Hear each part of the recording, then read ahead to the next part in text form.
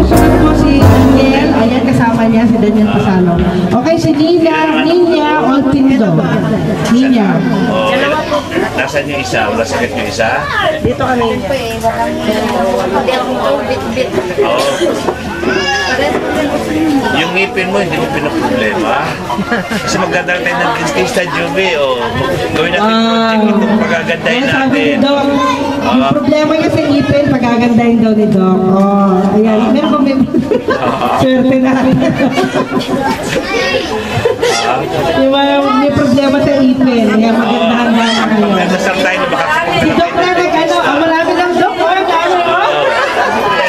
Kailangan dasal, kailangan dasal yan. Dasal tayo, sana mag-isip na tuloy.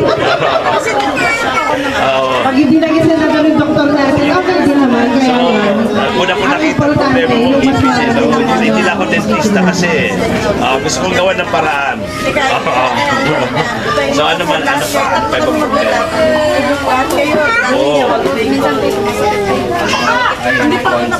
Dahil sa lemas kaya sa sobrang ubo.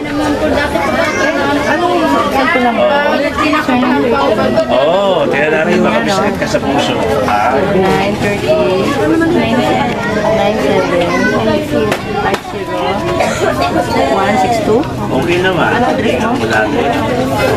Lower Addis. May hereditary. Bibigyan ka ng antibiotic sa ubo. Ano kulay ng flema? Ilaw na. Yung ating antibiotic, may instruction yan. 2 times a day. Kumakain ka ng mag-aga. Tingin kung may malnourished ka rin. Vitamins yung kailangan. Once a day. Yung kaba-kaba mo, hindi yan sa puso. Kaya kung pakapit-problema kayo mag-asawa, financial, wala. Nervyos.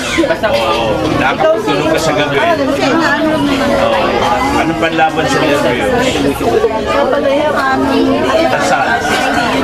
Ha? Ganito, pwede. Di ba? Yung anak mo may problema din. Ano? Ilang araw na naglalaglag. Ano binigay mo gamot? Wala pa? Anong gamot? Yasita? Ay, da. Sa bahay naglalagdag-lagdag. Alam mo kasi meron ito. Job, ito. Ang problema natin dito, pwede natin silang bigyan.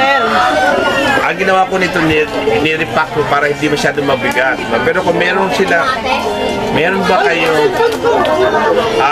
siguro isasalin natin, kaya pinakamadang isalin ito. Kung kitang bigyan ng mga, kahit na 3 kutsarita lang.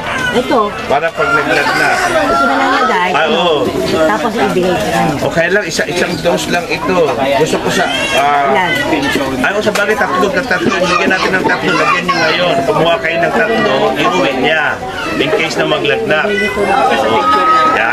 Yan, may solusyon na. May standby ka na para sa lagnat. Tapos mag-antibiotic. Ilang taon siya? Maliit din, ano?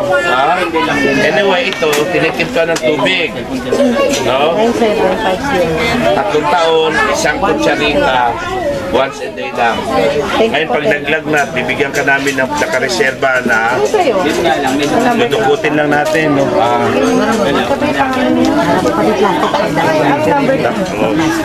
Ganun na natin.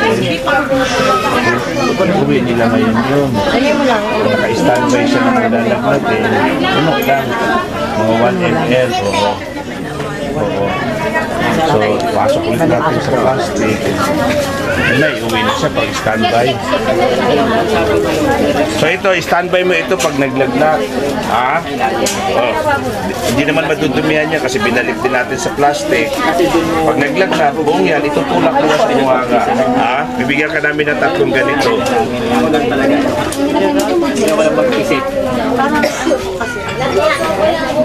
Ito may antibiotic, may pasalaglag. Okay? Papaubos mo talaga ito. ito, kutsarita, lalagyan ng tubig, no? Tatlong, so nakareserba ito kung naglalagnat. Yung kapatid dito may sakit?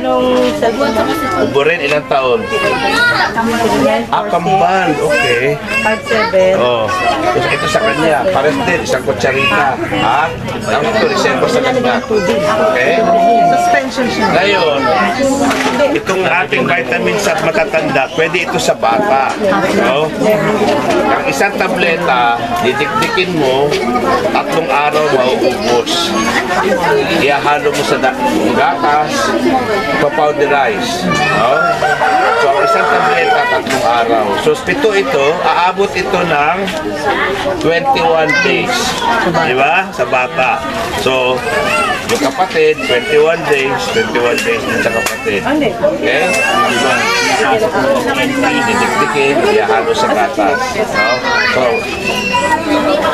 bago mo dikdikin, para sigurado ka, i-knife mo na ng 1/3. Yung 1/3, ihalo sa gatas, isang halo yun. Pinapapasa na naman, 1/3. Okay? Ayos na?